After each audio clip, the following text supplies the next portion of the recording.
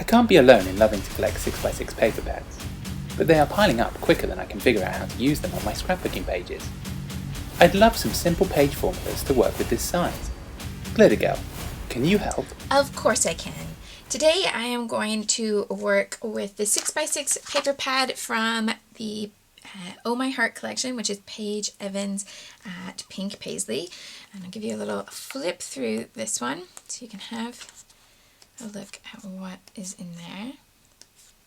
But I've chosen the papers that I think I'm going to use and put them on the desk already. So this is just a look at what's left.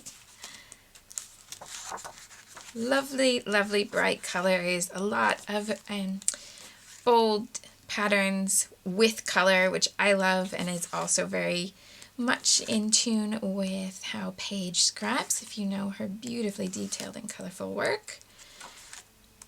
Oh, lots of fun patterns.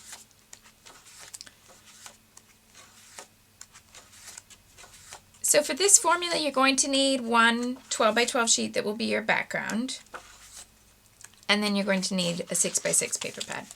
So I've started with 5 sheets from this paper pad. So here's what I'm going to be working with. I went ahead and used a 12x12 that's from the same collection. So this is the reverse of this one, which is pattern number 24. And I want something for the background that's going to be quite subtle. Now you can use this formula on a white background or a solid colored background, but you know I love my patterns. So I'm just looking for something that's got not the brightest color that I'm going to use. I want it to be one of the more subtle colors so that your attention is going to go to what I'm putting on top, including the photo, not what's in the background. And I want a small repeating pattern. So again, it's not taking your eye away. It's going to just fade into the background, but still provide that nice pattern and texture that I love in my background. By all means, you can do this on white if you prefer. So I've chosen that B-side pattern. Then in my 6x6 patterns, I'm looking for a mix of one multicolored pattern so that then I can choose the single colored patterns from the colors that are in here. So I have, that's the paler pink, which is just one shade paler than what's there. I've got that aqua tone-on-tone pattern that's here, or the color that's there. I've got the more saturated pink, so I've got quite a range now of all those different shades. And then the purple accent, and the purple in here is really dark, and I'm using those 2 lighter ones. Now, there's also something that I'm looking for in the patterns I've chosen, and that's that I want something, one of these, to include lines or be subtle enough that I can write on top of it. So my journaling is going to end up on this purple pattern. That's my thought at the moment. And then I wouldn't journal on top of these. This one could handle something small like dates or names or something like that, but I wouldn't add more handwriting on top of this one. And I think writing on top of this one, because all the different colors are there, is going to be a little bit more complicated as well, because which color would I use to write? If I wrote in black, it's probably going to be my best shot, but I still think it's going to be pretty difficult to read on that. Whereas this one I could write with either black or white and it's going to be legible. So I find that that's just a really easy way to get started, to plan. If I can find something that's a stripe, that's what I'm going to write on. But other patterns where maybe something like this, I could write on that as well, even though it doesn't have lines, but there's not a pattern that's going to conflict with the lettering. Okay, so you want something that's going to work with that. Then I've also chosen one of the cut aparts, and that I'm not going to use the whole thing. I'm going to take little bits and pieces from it. And I love the cut apart sheets in the 6x6 size because I like that I can then layer more details and I don't have to use as much page real estate as I would if it were in the full size. So, you know, this isn't going to match what I'm scrapping today. But for example, this piece is lovely in 4x6 if I'm working in 4x6 divided page protectors. But on my 12x12, it's going to take up as much room as a 4x6 photo, obviously.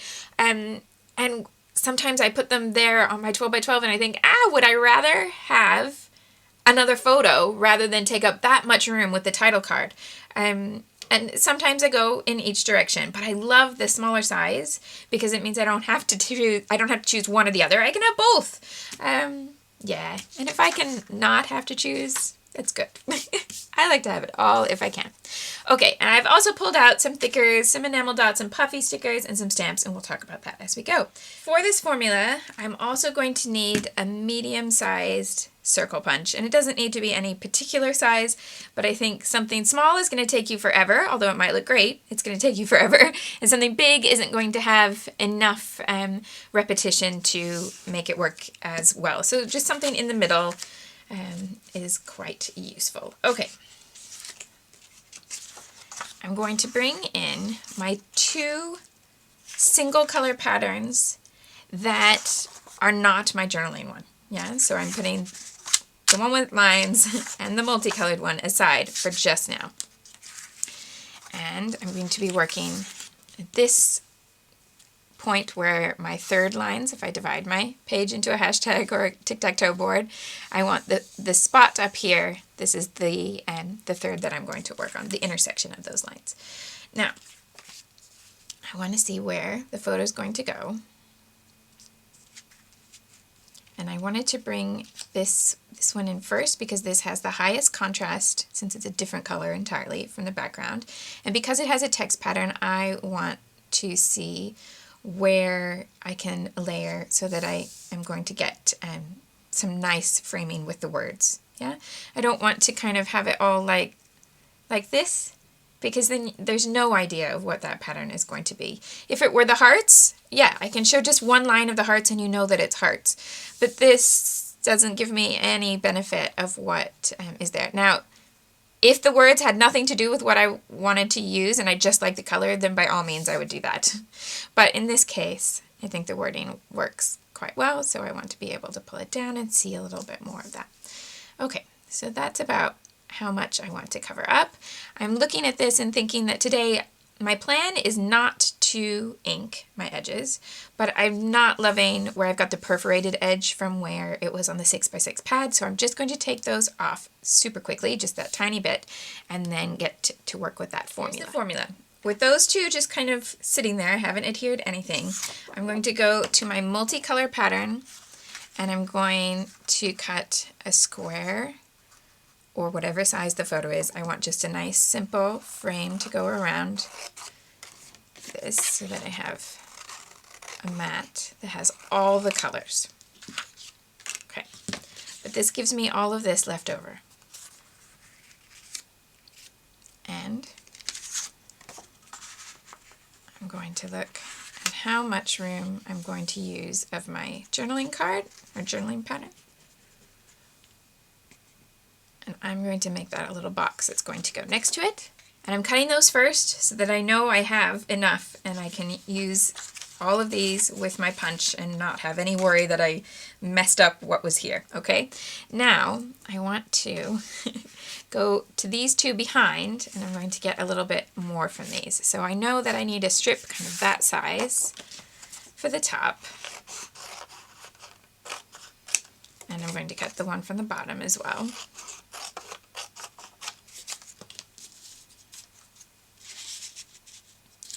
And when I adhere these, I will line it up so that it looks just like the whole 6x6 paper is there, but the middle is going to be covered. And likewise, I now know that I can take this one and make an L shape up here so that I can put all of that down. Okay, so now I know I can adhere all of this. I'll start in this corner.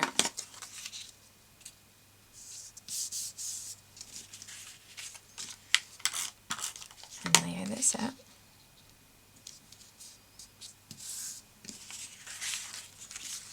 To make this one in the right spot, I will just bring that middle part back in and I can take it out again.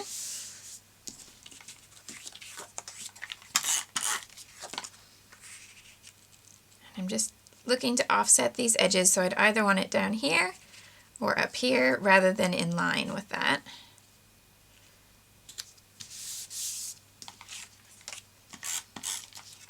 And this one in the middle. Whoops, with a little bit more adhesive than that.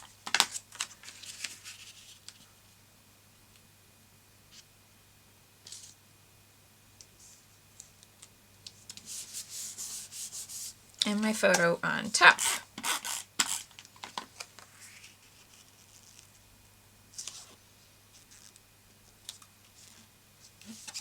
Okay, so all of that is from 6 by 6, except I still have these pieces remaining. And what I'm going to do with these is to cut a whole bunch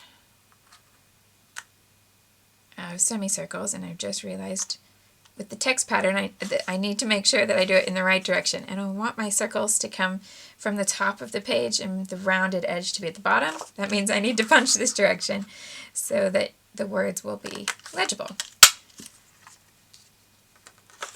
So this is the sort of shape that I want. And I don't mind if I end up with some like this, because I'm always going to need some pieces that will go off the edge of the page. So everything I have remaining here, I'm going to punch until I have this big selection of those patterns punched into semicircles. So now I'm going to work outside of what I've already put on the page. And I'm going to have the bottom row not as far down as the journaling card. And you can do them all in one line, or you can mix them up from piece to piece. Totally up to you and what you prefer. So I'm going to mix them up in this case, but it's not a requirement. Nothing is a requirement. Get that out of the way. And the only thing I want to keep in mind here when I'm mixing my patterns is that I don't really want to start a row here with the purple. I want to have the contrast. So I can choose one of the others to make the row, and then I can bring in the purple. Probably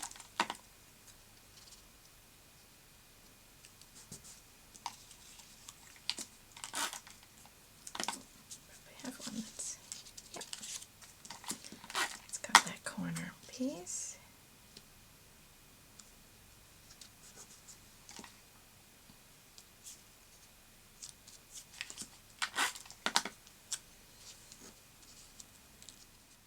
Last line, because I want the top to be below the purple, and then with whatever ends up on the top, I want to make sure that my top line is relatively tidy, or if it doesn't end up tidy, I can tidy it up by adding something on top, like a bit of ribbon or washi tape or some sort of border.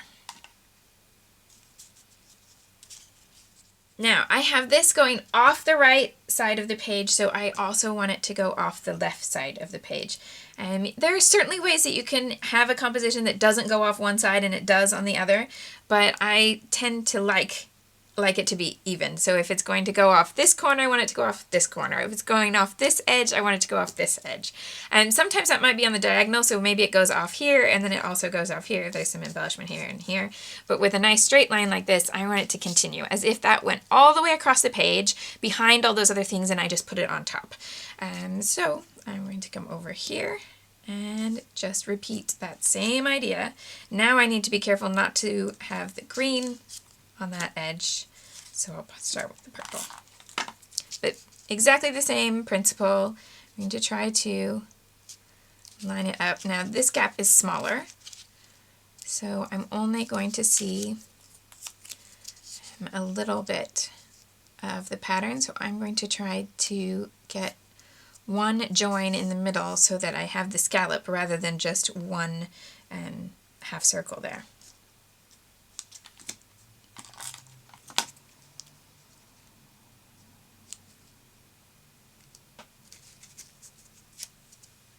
And you know how it goes from here.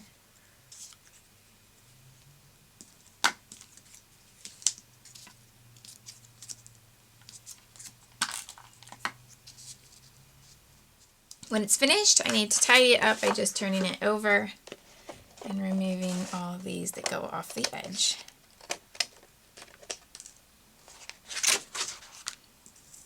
I do want to keep them handy in case I want to go back to this embellishment later on the page somewhere. And at this point, I'm going to go ahead and put in my title and my journaling so that I don't run out of room for that. So my journaling is going to go here, and I'm going to use these silver thickers.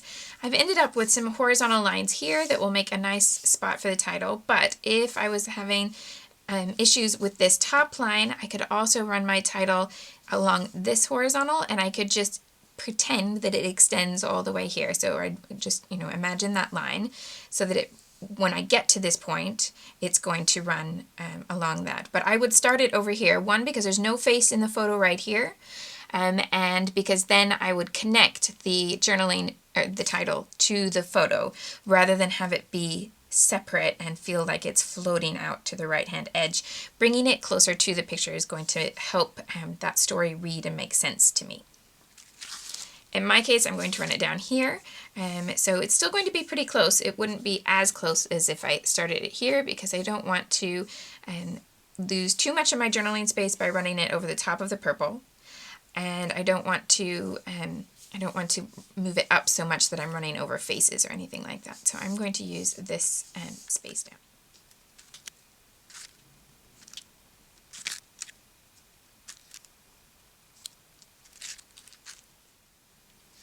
I was going to do both words in this in the same silver thickers. These are Fitzgerald thickers, and that was what I was planning on doing. But when I got to the end of one word, I really was thinking, do I want to do both words in the same? Should I mix it up? And here's how I'm going to make my decision. If I push that Y down, the gap in that letter is going to come right in between the prongs of the Y, and there's nothing absolutely wrong with that. But what is wrong with it for me is that when my eye reads the title, that's what I see. And we all have those little things where our eyes go to certain things, and that's one that my eye goes to. So rather than see that every time I look at the page, I'm going to change my lettering and do the first word of the title in something different so that it doesn't have that issue. So I'm going to use something that's on a tile, like a rectangular letter or a circular letter, so that I don't have something that's actually letter shaped that's going to give me that little awkward space that bothers my eye. After spending probably far too long trying to find a tile alphabet that was a good color match in my stash, I have not come up with one. So instead, I'm going to use these Heidi Swap stickers that you can customize the color. I'd already pulled out two different things that I could use because I was going to use some mist and some ink on this page. So I'm going to try the ink. This is the Hero Arts Ombre ink, and it's basically made of 3 different ink pads inside, each inked in a slightly different shade of the same color. So I am going to try that on these, and I need a way to apply it. I'm going to try one of these, and I've got a little bit up here, so I can do some testing of the color and see how bright it looks on there.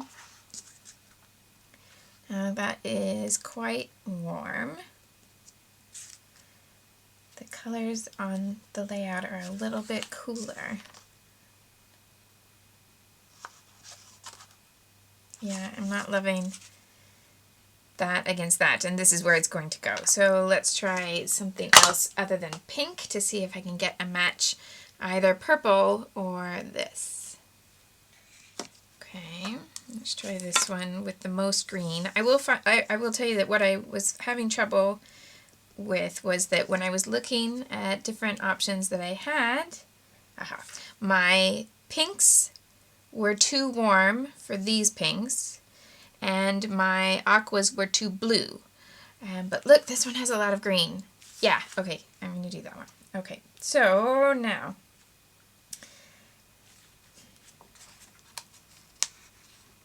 I want to be able to do just one letter at a time. I want to do just the letters I want, which does mean I need somewhere else that I can put them. I'm going to pop them on here. Okay.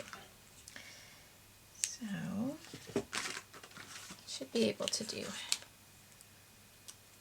most, if not all of them there in one row. And I think I'm glad that it went with this anyway, because what what I was finding that was closest were really small tiled stickers, and I think it was going to be too much of a contrast to have teeny tiny letters with these big tall stickers when I want it to read as one word. It would work well as a subtitle, but not great altogether.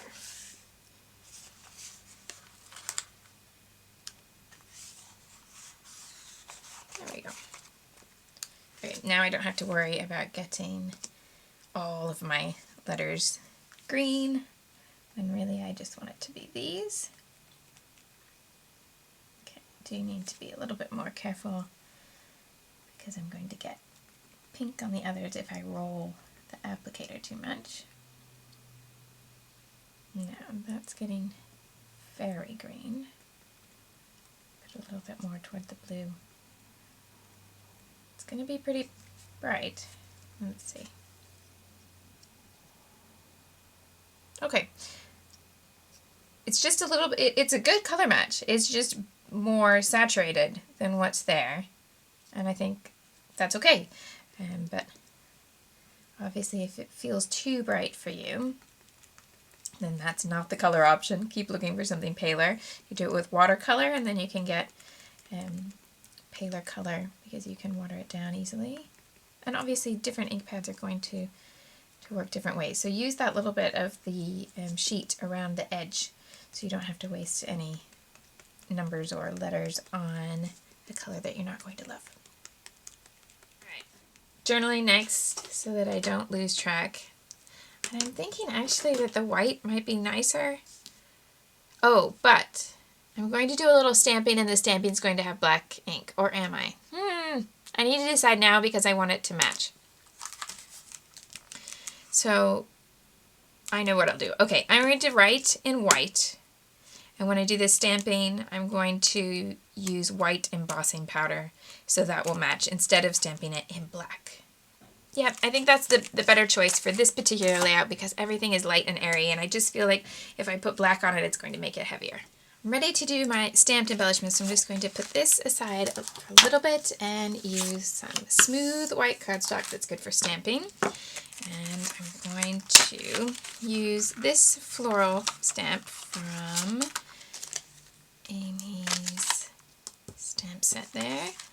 That's from, oh goodness, it's not going to tell me the name of the collection. It's just gone from my mind. Hold on. I will remember. It's not On a Whim. It's Oh Happy Life. There we go. I'm pretty sure that's the one from Oh Happy Life. And I'm going to stamp this with Versamark ink. And I think I'll probably put 3 on the layout, but I'm going to stamp about 5 so that I have some extras because I'm going to do some coloring of the stamp. And that way I can just pick the one that comes out best, or pick the 3 that come out best. And it's just quicker to do 5 altogether than for me to do 3 and then come back. So less pressure to get it perfect. I know I'm not going for perfect on this layout because you may have noticed I got green ink on the bottom of the page. I'm going to work with that in a minute once I've got these done. Okay, so Versamark, nice sticky ink for embossing. You do want to make sure you clean it off your stamps relatively quickly so that the sticky is not permanent, but I am going to get my white embossing powder on this first. I need to start refilling this. It's running low. Plenty enough to get it done, but you know, it's easier when there's a bit more in there.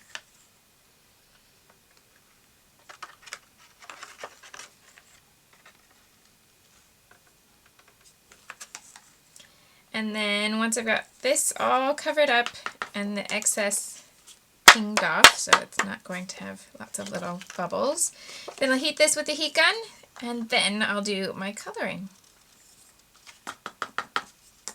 March is a month of a daily coloring challenge. If you go to thedailymarker.com, Kathy, who you can also follow on Instagram and all of those wonderful places, runs a month of coloring inspiration with videos and prizes and all sorts of encouragement and inspiration.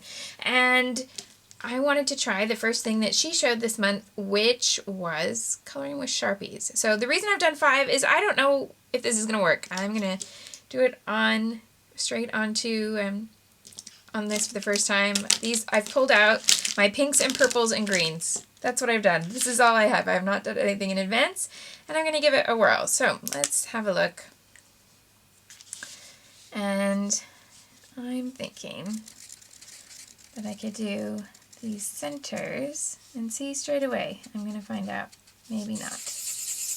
There we go. These centers maybe in pink. These Sharpies not so happy. Okay. Okay, let's try the open space and see if that's any better. Is this a happy Sharpie? Yeah. And let's try this shade of purple in the middle. And then the darker purple. Blended it in right in the center. And then this one back over the top. Blend it out to the outside of that petal. Ah, yes! It does pick up the other shades and blend a bit. Is it going to be the most amazing coloring here? This is definitely going to be my trial flower. I'm not going to use this one on the layout. But let's see what works, eh? I think maybe what I'd like is instead of going from the center of the petal, is to go from the bottom and like, well, this center rather so that it goes all the way across and then fade out to the outer edge of the petal this way. I'm liking that better. Okay, let's have a look at these greens.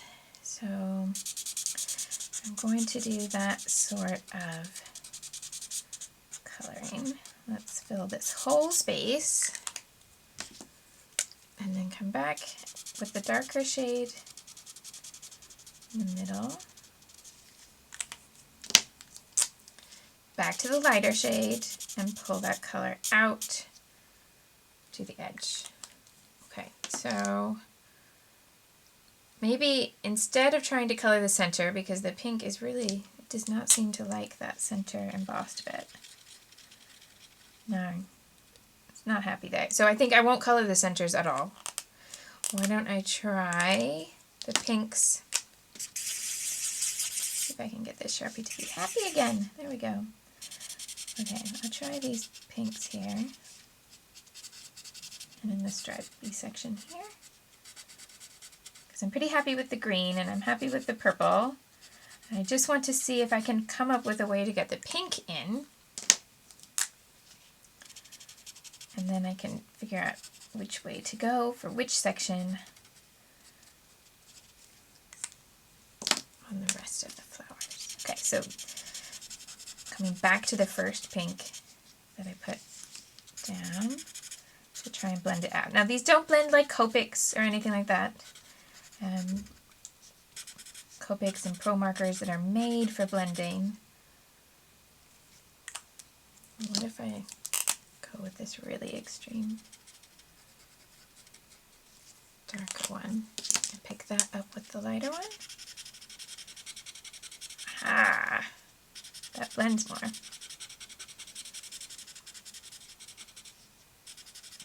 Okay, so here's what I'm going to do. Not that middle one. So I've got 2 greens, 2 pinks, and 2 purples. And I'm going to do the greens, obviously, on the leaves. I'm going to do purples on the 2 big petals and pink on this little stripy petal. So I'll show you one that I'm going to do the whole thing as it will go on the layout. And then I'll stop showing you coloring because the rest will all be the same and that will be quite boring to just keep watching over and over again. Okay. So lighter green, then the darker green toward the center. And I can see it just wipes off the top of the embossing there. So that's not a worry. And then going back to the first green to blend that out. Same idea. The lighter of my 2 purples fill this whole space. Sorry, I'm going to get a shadow there.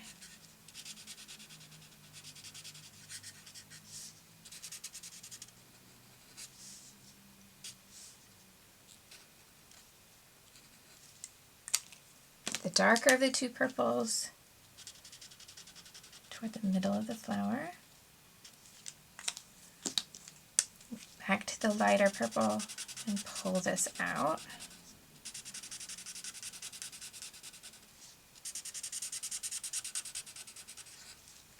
Repeating that on this petal up here, starting with the lighter one. Lighter purple, covering the whole thing. Darker purple toward the middle. Lighter one pulling it out.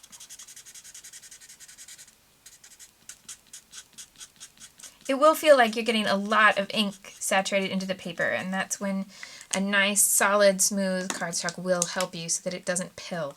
But alcohol-based markers don't pill like water-based markers or watercolors will on cardstock, so that is also helpful. Okay. Doing all these little stripy sections to this petal in my lighter pink.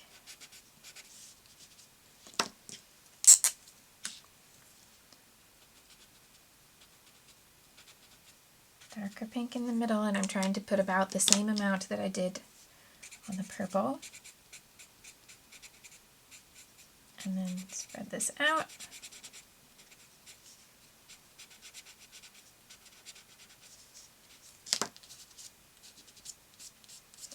Okay, and then I'm going to cut that out with my scissors. I'm going to repeat that so that I have 3 to use on my layout. But that's my little bit of coloring for today's layout. Bringing the layout back now, and I've got my flowers, and I want to choose 3 places to put my bits of embellishment. And I did say before that I've been imperfect. I've actually got 2 little spots here where I got ink on the layout because I was talking and not paying enough attention. Don't do these things. Now originally I thought I might actually work the floral into this area, but I knew that that was a little bit of a risk because it could get really, really busy very quickly, as you can see. So I would probably go for building something at the top rather than in the middle. But putting it over here, I want one up here at the top, is going to make it, it's going to take the focus off the photo. It puts the attention more on the journaling because that's now framed in the middle of the triangle. But it cuts the photo out and it just doesn't feel so balanced to me. Plus I have these 2 spots of ink. So I'm going to work with one here and one up here at the top and this one. And I will make a decision once I've got this embellishment in place, whether I'm going to cover this or whether I'm just going to leave it and say, you know, life is imperfect and these things happen. Hey. So those are the places where it's going to go. And I've got other things that I'm going to add into those groups, but I want some horizontal elements as well. And what I didn't pull out was something like washi tape, and I do want to pull out washi tape. I am going to put some mist down first. I often wait until I'm done with the embellishment and put the mist down last. But what I want to do is just change that up a little bit. I don't want it on the photo, so I'm going to cover that. Again, I'm talking and not doing a good enough job. Fail. Okay, and a little bit up here. Now that's a pink, and it's quite a pale pink, but it's still going to look a little bit red on the layout. So I would just be careful when you're choosing your colors as to how red they're going to look, because of course the more it looks like red on the layout, the more it looks like a crime scene. And in fact, I'm going to try Baby Wipe to take that off. It should work. Because on the photo it does look a little bit too much. But with the pink and then other things on top, I should be okay. And I'm going to start with some pink tape to just mark out the areas that I'm going to add the embellishment.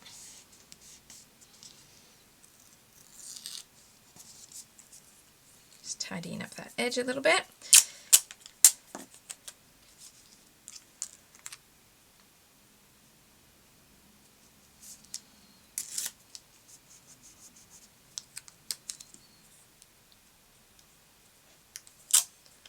And I was thinking, do I want this one to point in so everything is pointing to the photo, but I think I'm going to have to be very careful here anyway because it's going to be too easy for this to just be floating. I need to do some work to bring it down and have it feel grounded.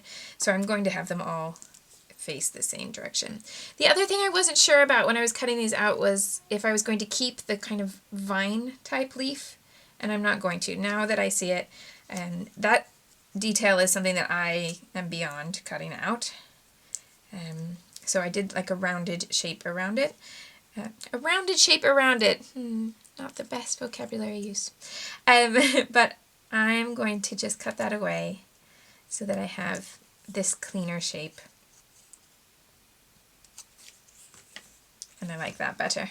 I want to tie these elements into what I've already done. I don't want them to feel completely different. So I'm going to bring in some of those little scalloped pieces as well. And especially the purple. Maybe as I've got pink in the washi tape, I think it might work well if I just layer 2 like that. And center the floral over the top of that. I'm going to do this one down here at the bottom first, and then I can just copy it for the others. And then I have these different elements. So I've got puffy hearts, I've got Kaiser and lavender gems, and then people who did design decisions saw me start with this multicolored pack of enamel dots and just work my way through it. And by chance, what I've got left is pinks and purples and one beautifully green match there, but I only have one. So yeah, let's, in fact, I want to cover up that big one, so there we go.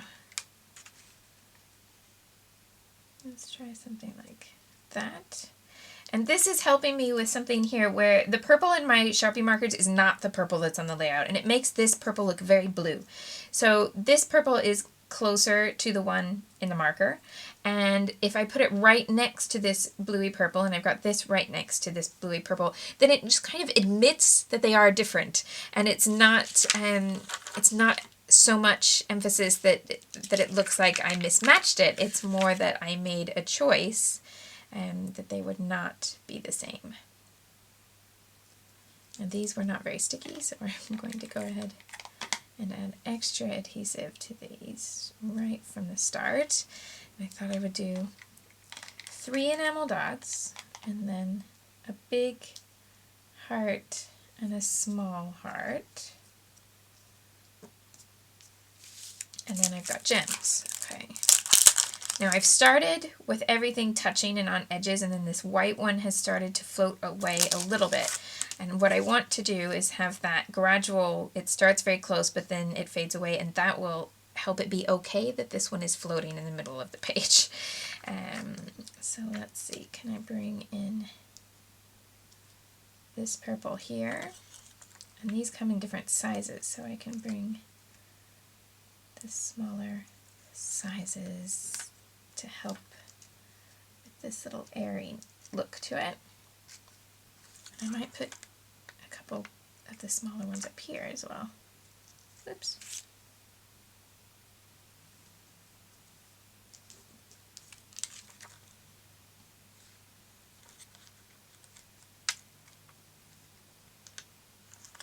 Is it going to be too many rhinestones? Is there such a thing as too many rhinestones? Answers on a postcard. Okay. Yeah. I think that works.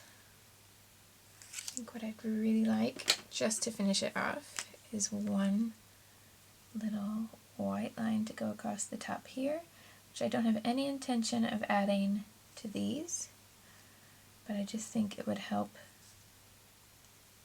with making the journaling feel like it belongs. Okay, and now I just copy what I've done. I'm pretty much done. There's just a last few little tiny details that I'm going to add. But each of these groupings, just look at the placement and then think about the number of layers or pieces that you would want to add to work with your style. Of course, you don't have to do as much if that's too much for you, and if it's too little, then add more.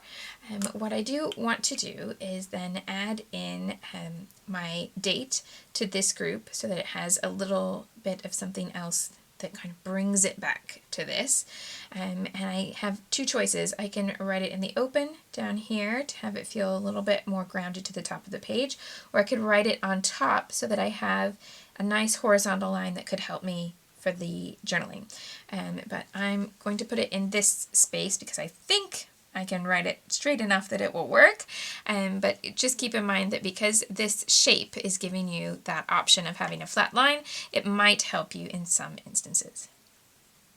All finished, and everything paper-wise, barring that 12 by 12 background, is from those same 4 sheets of the 6x6 pad. And that means 4. I started with 5. Do you remember I started with this one? I had every intention of adding this piece and this piece, and I didn't. So it's okay. It's just going to go right back in, but I just wanted to show you that sometimes I might plan to use it and I don't, because I get to a point and I think, yep, even for me, it's too much to add more. So that's my stopping point.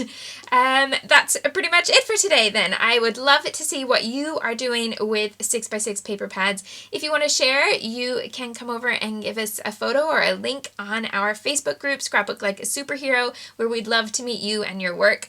And that would be absolutely great. Thanks for watching. Have a wonderfully happy crafting weekend, and I'll see you soon.